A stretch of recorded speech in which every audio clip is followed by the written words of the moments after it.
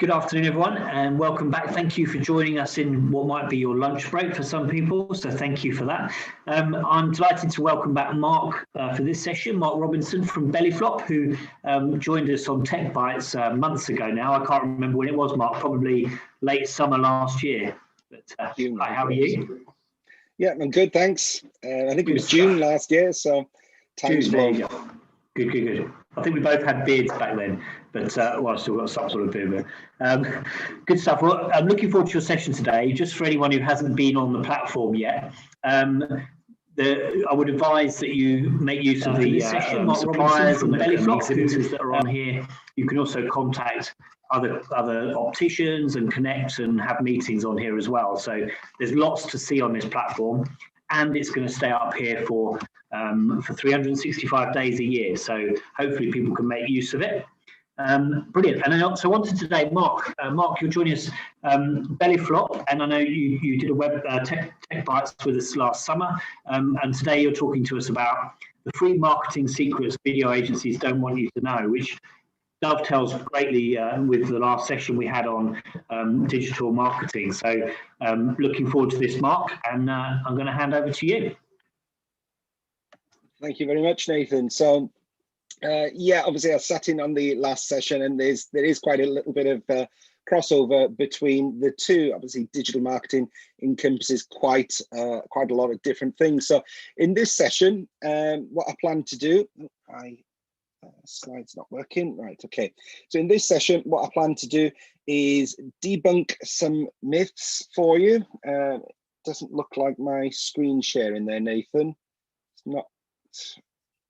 Skid it on to the next slide. Perhaps it's just slightly delayed. So in this session, I'm going to debunk some myths for you regarding video and digital marketing, highlight a couple of free tools that you're able to access. I'll share some tips with you, signpost you to places where you can get some help, and hopefully there'll be some time at the end for some question and answers. But first of all, I'll tell you a little bit about my background. So myself and my partner Jonathan run Bellyflop TV. The images, when they show up there, will show you our little boy, William, that we adopted a few years ago. And the rest of our family, then we've got Rex, our cockapoo, and Barbara and Oscar, the cat. So that's the full Bellyflop team, if you like. We've got a few members of staff as well, but they're a little bit camera shy. So a little bit about Bellyflop. We started Bellyflop back in 2008, but that was on the back of a career in broadcast TV for Jonathan, starting around 1996. My background's not video at all. My background is predominantly sales and, more importantly, marketing. So in 2004, Jonathan started creating video content just for himself, for his own entertainment, outside of the TV stuff he was doing. But there was nowhere at that time for content to be published. So that didn't arrive, or the ability then to do that really didn't arrive till around 2007 with the birth of YouTube in the UK. And as I said, in 2008, when businesses then started to say to us, well, can you start creating video content for us? So Bellyflop became the accidental business. And if we take that right up to last year, 2020, we launched a brand new service called Bellyflop Video, which is a self-service platform for the production side of our business. Now, video is everywhere. There's no getting away from it at all. And there's a few things, when it comes to video, again, just sort of debunking those myths. So it's not always about having, sort of top actors in the film, or it having high production values, etc. For most people, the relevance to personal interest is more than 1.5 times more important than the production value. So people are looking for the content, not necessarily how nicely that film has been shot. And whether the video relates to the viewer's interests is 3 times more important than who's in there. So, you could be paying for an actor to front your video, etc. People don't care about that. They're interested in the content. But interestingly, another stat there is 92% of consumers will seek out reviews and testimonials before committing to a purchase. So If you combine that with the fact that 80% of people would rather watch video than read copy, you mix that in with 92% looking for testimonials, then you're onto a winning mix. So first of all, when it comes to video, my top tips, if you like, then are keep it real. There's no need to go to an elaborate setup or to mock something up. You know, keep the videos real. People like to see real people. Give your audience what they want. There's no point talking to your audience about the fantastic equipment then perhaps that you've got in practice if all they're interested in is the most fashionable frames. And don't waste money on gimmicks. You know, we've all done it, I suppose, where we've spent a little money because it looks fun or looks fun, but don't waste money on gimmicks. So that leads me on nicely to secret number one. So secret number one is that engaging and effective video doesn't need to cost a lot. So a lot of video production companies will tell you that you need to use the highest quality cameras, the highest quality audio, etc. That's not always the case. So we're at Bellyflop, we're firm believers that video should be affordable, achievable, and accessible for all businesses, regardless of how big or small they are. So spending more money on your video doesn't equate to a better video. And bear in mind, if you're getting a professional company to create that video for you, production costs can range anywhere from around £400 a day to £10,000 a day.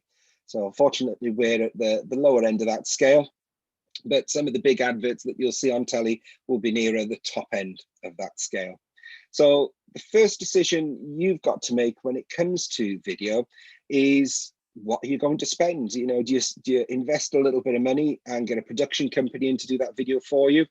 Or do you do it yourself? You know, we've all got the ability to record video. Your smartphone will have at very best, perhaps you can have a 4K camera in there, or at least a HD camera. So you can create video content yourself. So think about the application for that. You know, if that video content is going to be seen on a small mobile screen, then actually content that you've recorded on your mobile phone will possibly be adequate. The next problem you've got is to decide what content. Now, again, this goes back to keeping it real, but useful and helpful content will always win. Your customers, unfortunately, are not really interested in you. And that's, you know, to put it bluntly, they're interested in what's in it for them. So they're interested in the frames, in what the service that you offer will do for them. They're not necessarily interested in what it'll do for you as a company or as a practice, etc.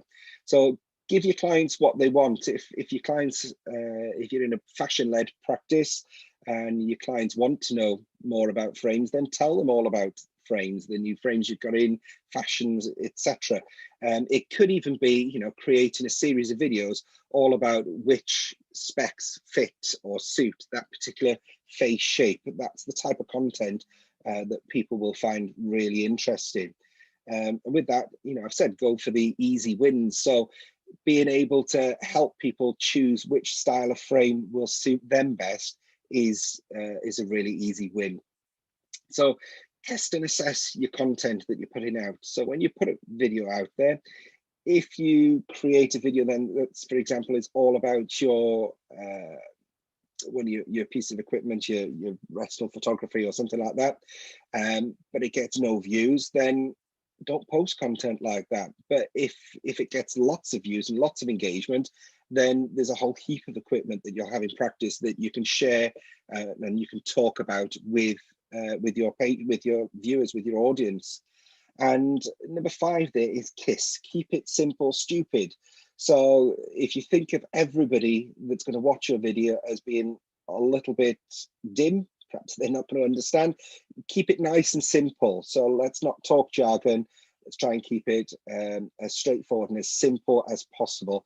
And that way then you'll get the maximum number of viewers for your content. So secret number 2, kit costs. That shouldn't be a surprise to you, but only spend what you have to do. A poor film made with expensive kit is still a poor film. So you don't have to invest thousands of pounds in camera kit, in a lighting rig, in an audio rig, etc., to be able to create content that's actually quite professional looking.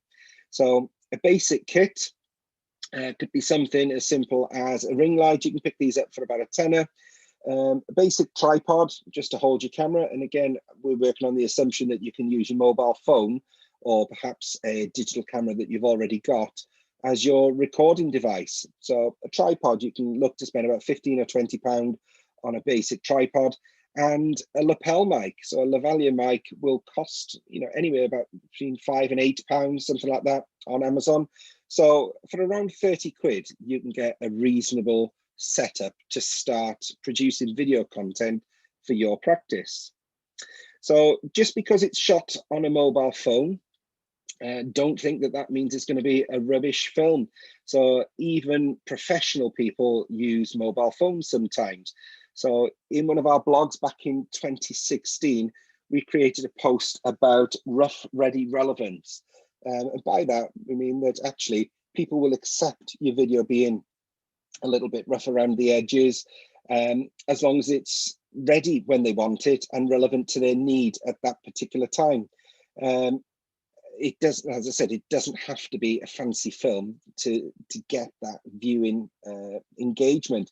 So I'm sure a lot of people will remember Charlie Bit My Finger. It was a video that went viral around about 2014, I think, but that video at the moment is at around 877 million views. And that's just a parent recording their two boys sat on the sofa and Charlie bit his finger. It was funny, it was amusing, it went viral, and you can see that that's not high production values. That was just filmed on a mobile phone. So if you're looking for tips like that, then I would suggest visit the bellyflop.tv website and follow our blog, because we're always posting about sort of current trends and the way things are going with regards to video. But again, to reinforce the fact that video doesn't have, or video shot on mobile doesn't equate to rubbish video then. That lady there, Lady Gaga, shot her video for Stupid Love entirely on an iPhone 11. And at the time of writing, this was at around 139 million views. And as I said, that was shot entirely on an iPhone. So mobile footage does not equate to a rubbish film. And again, some production companies will tell you that you can't use mobile footage. There's all sorts of reasons why a full production camera is better. But again, if the application for that video, if that video is only going to be seen in somebody's social media feed that they're going to view on their mobile phone, then mobile phone recording is adequate. So secret number 4. Then we're moving a little bit more into marketing and digital marketing here. And I know Nathan touched on this earlier, but testimonials work. I mentioned at the beginning, 92% of people will look for testimonials before they commit to a purchase. And if you think about it logically, that's, you can see that that's true. Back in the days when we could travel, we'd perhaps look on TripAdvisor to get reviews of the hotels, etc., before we book them. Go back a little bit further, and on eBay, we would look for those little gold stars before we committed to a purchase, perhaps from an eBay seller that we didn't know. So those testimonials can be really powerful, but you can do this for free. That's the best bit about testimonials. So you can see there that that is a screen grab of our Google listing for Bellyflop TV. So you can see we've got a few reviews on there that people have left us. Those have not cost us a penny.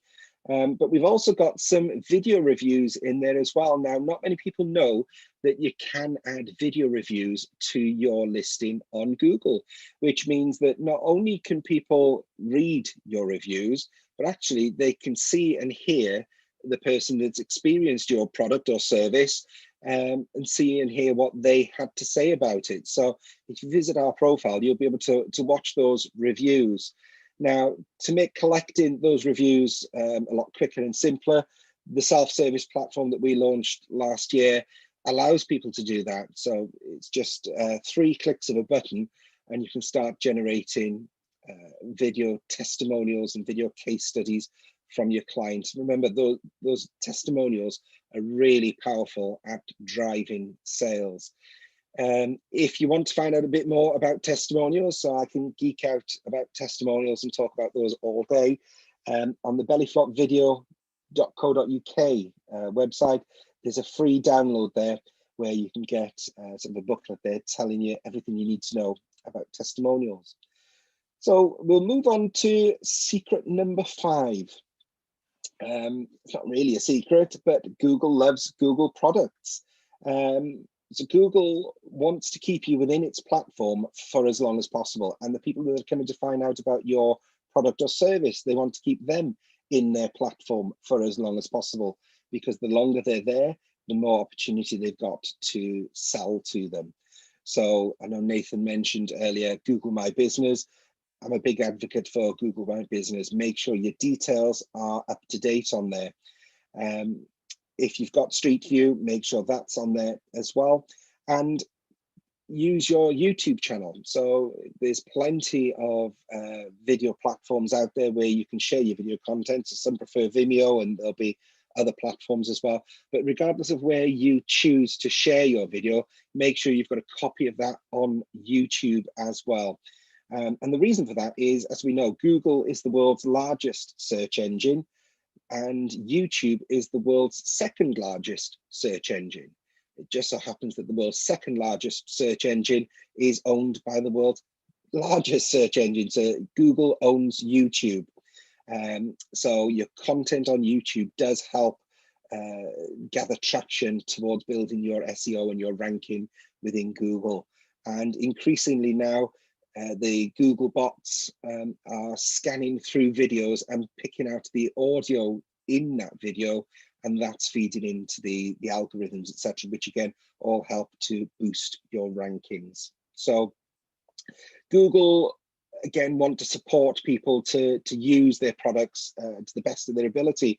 So with that in mind, Google have a free marketing course. So if you've got an interest in learning a bit more about how you can grow your business and understand marketing a little bit better, and it might not be that you might not want to do the marketing yourself for the business, but you might want to just understand and give yourself a better grounding when you're speaking to a marketing agency about your project.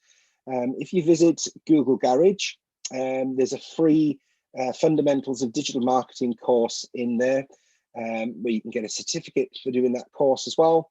But that will really give you a lot of helpful tips with regards to your marketing.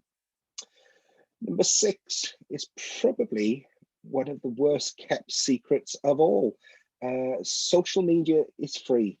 We knew that, so it's not a big secret, but we're not making use of social media in the way that we should. There's a huge opportunity to grow your business with social media. So we offer some social media management and support for some clients, and we've seen it firsthand where the first contact a patient has had with a practice is via a Twitter conversation with our social media person, and the conversation will usually be around, can you do X, Y, and Z? And we'll sort of guide that patient then towards making an appointment in practice. So being in the places where your clients are, and you'll see in there I've added LinkedIn as well. So this will come down to who your client demographic is. So if your current patients might be, for example, predominantly retired, for example, perhaps an older client base, it might be that their preferred platforms are Facebook and Twitter because they're just a little bit more friendly. You might have a younger section of your client base that like to use Instagram. But if you think of the clients then who are potentially going to buy into your designer frames, if you're looking to increase the average dispense, then those patients, one would assume, would have a level of income. They'll probably be working. So they're likely to hang out on LinkedIn. So people, for example, who are in the public eye, you know, barristers, I'm trying to think, but people who are, you know, sort of presenting themselves publicly every day, they'll want their image to be just so. So, you know, approach them via LinkedIn. It's a great place, and it's really untapped because people don't look at LinkedIn for marketing. Now, when it comes to social media, it can consume all of your time. So decide how much time you want to spend on that. And it might be that you decide to spend one morning a month on creating your social media content. And then you can schedule that content to go out across the month. So there's a few different tools that you can use. These are all examples of tools with a free version, which allow you to share your content across the month. So you could spend some time once a month scheduling that content, and you know then that that box is ticked for the month. Or it could be that you pass the content or your social media over to an agency like ourselves just to produce that for you. But whatever you're doing, you know, decide which platforms you want to use and, you know, go ahead and use them and just be consistent with that. People really do appreciate that consistency. Secret number 7, people are nosy. Again, it's not really a huge secret, but we all do it. And when it comes to Google Maps, we're all familiar with it, and we've probably used it to, you know, drive down our own street and look at whose car is on the drive. But Google 360 tours, so with those you can effectively drive down the street and turn left or right and take a tour around that business. Now, there's lots of great reasons for that. So the Google reasons then are 62% of visitors prefer listings with photos of interiors. They like to have a nosy, they like to see what's inside. Those listings with tours are twice as likely to generate an interest as those without tours. And 40% of business searches on Google Maps result in an online visit. So if you think of all the time and effort that you take then to get people to go to search Google for an optician in your area, if you could get 40% of those coming through to your business, then that could have a massive impact for you.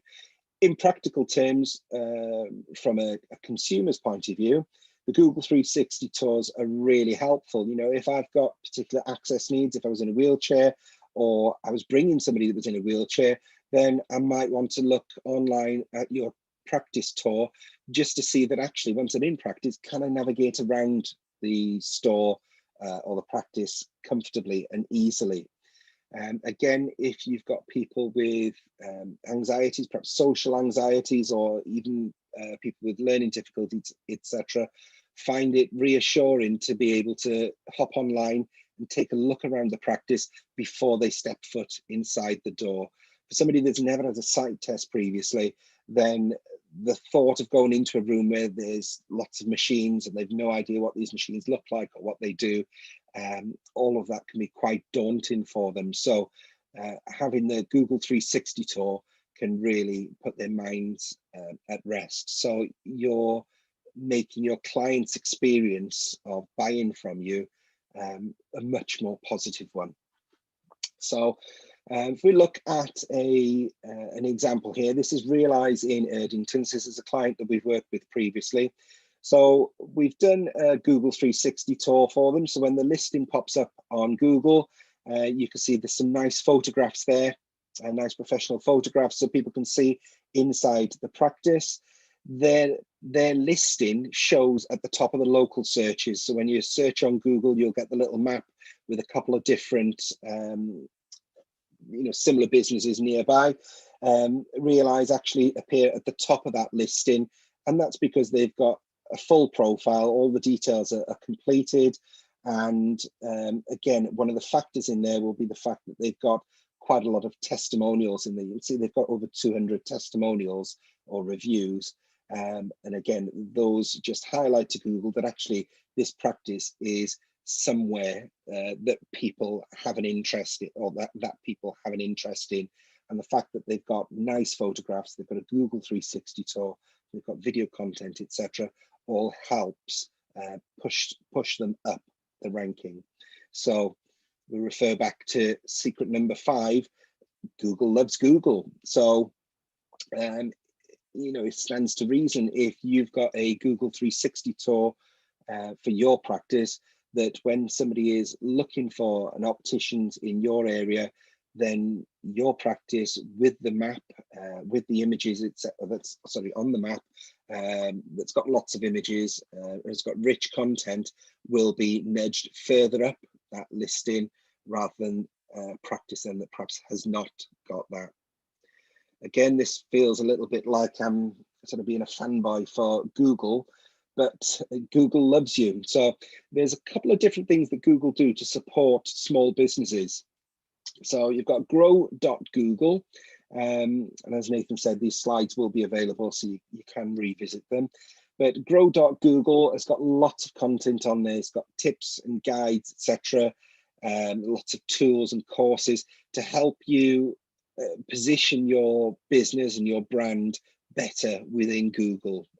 Google wants its visitors to have the most positive experience possible when they're using the platform. So they're basically giving you the tools and the recipe, if you like, to make your clients, your customers' visits then to your online presence as pleasant as possible. And if you go to digitalboost.org.uk/Google, there's actually free mentoring available. So where you can get somebody from Google who will mentor you to build your presence online.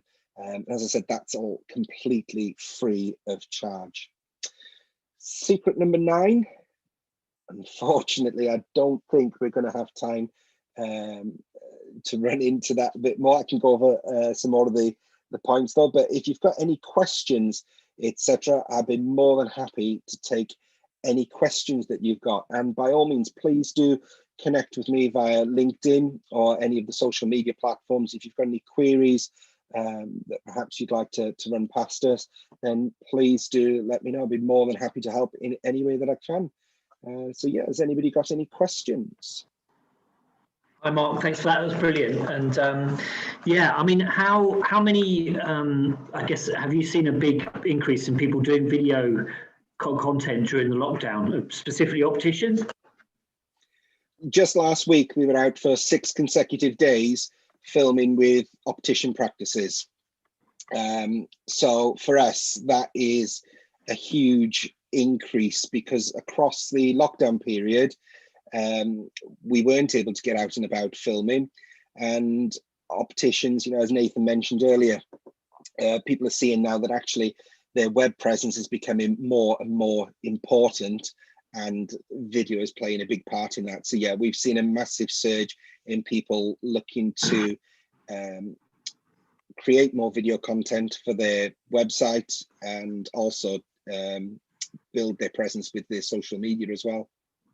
So there was a quick poll while you were talking. We did a poll on here, and we asked, have you used video to market your business? And 27% said yes, 45% no, and 27% said yes, no, but they intend to in the future. So I guess there's a lot more people who need to be doing it, right? Yeah, I think video is really overlooked, because your website is there. That's sort of your brochure then, if you like, where people can come and read about your the products and services that you're offering. But your video is your opportunity to present yourself and and the topic that so well. For Optoms, they know their offering inside out. So whether they're talking about particular eye conditions, etc., that's all really rich content. So somebody could be talking about macular degeneration or glaucoma, etc., and how that could present, and the treatments that are available for that. And that's all content that consumers like to to consume. They like to find out. Again, you could have a brand new set of frames coming into practice, or a range of frames, and you can highlight them. Look, they've got these frames, they've got these qualities about them, and these are the type of people that they would suit. It's a huge opportunity to bring that product or service to life, rather than a static image of a frame, or some written content about some conditions, etc. So it's a huge opportunity. Yeah, I guess for opticians who perhaps wondering what they would do, there is a kind of a rich vein of content, isn't there, really? Because all the new frames that come out so often, and the fashion elements to it, the trend elements to it, the tips, fashion tips, matching eyewear to clothing, those kind of things. Have you done videos like that? Yeah, we've done some fashion focused films, but really, sometimes people get overwhelmed by the amount of content that they could produce. And we usually say to people, just decide initially what it is that you want to talk about, what your key areas are. So it might be that within practice you've got a particular brand that you like, so talk about the new styles that come out. And it might be that one day a week you focus on fashion, so it might be a Friday fashion focus, for example.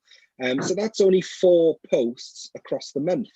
It might be on one day a week you talk about eye conditions. And it might be that one day a week you answer your audience's questions, because that's where you want to get to, is really where people are sending in questions to you and saying, what do I do if, or how do I do this? How can I look after my glasses best? Whatever it is, if you're able then to answer people and invite that engagement, then that's really going to boost your online presence. Brilliant. And I guess the way you work with your clients, you kind of because I think you mentioned there in your presentation that you can make videos on an iPhone, so it doesn't need to be that you've got to invest in equipment. So I guess, does it vary on how confident you feel your client is, and into how much you get involved? It's 2 things. So the different types of content. So usually I'll look at mobile phone content as your throwaway content. So back in the days when we would read newspapers, you perhaps see an advert for a car on a Wednesday night in the newspaper, black and white picture, a couple of features and benefits. It will pique your interest. So on Saturday you go into the showroom and you pick up a colour brochure with the full colour and trim permutations and everything else, a nice glossy brochure. And the way I compare that to video is your content that you're shooting on your mobile phone, that's your newspaper ads. So that's the content that you're pushing out on social media on a regular basis that people will see, they might take note of, and they'll scroll past it. So it's very much disposable content. The glossy brochure then is the production side, where they come to your website and they see a nicely produced video that shows the staff, shows your areas of expertise, shows the how comfortable and modern and inviting the practice is. So there's 2 different sort of elements, if you like, to video content. And for most practices, it's about using that throwaway content initially, the stuff that they're not paying a lot of money for, because they're using tools and equipment that they've already got. And once they start using that and seeing the engagement from that, it's at that point then when they say, well, actually, if we increase the quality of this video content, what could our results then be? And it's at that point then that they might approach a company like ourselves to get involved with producing video content. But my suggestion would be to start experimenting with video and see what engagement you get from that. Perfect. Okay. Last question, and it's from Jay. What's most engaging content? Personal story, education, or product benefits? It depends on what you're in the market for at that particular time. And I know that sounds really evasive, but if I've got, for example, I don't know, let me think of an example. If I'm in the market for a new pair of specs, then I'm going to be looking for fashion content. I'm going to want to know what the current trends are or what the emerging trends are, because, you know, if I'm going to spend a sizable amount of money on a pair of specs, I want them to last me for a while. I don't want them to be out of fashion in 6 weeks' time. So I'll be looking at the emerging trends in fashion. But if I've been diagnosed with a condition, if I've been diagnosed with dry eye or something like that, then I might then be looking for a little bit more information on the condition and how I can manage that. So it's not one or the other, it's different content for different audiences. Cool, that makes sense. No, that's perfect. So brilliant. Thank you very much for that. We've got a number of people who've said in the chat that they're going to contact you. So just a reminder for people, they can meet you on your profile as well today on here, but also contact you on LinkedIn as well. So yeah, brilliant. Absolutely. Thank you very much, Mark. And no problem. Thank you. See you again soon. Cheers. Okay,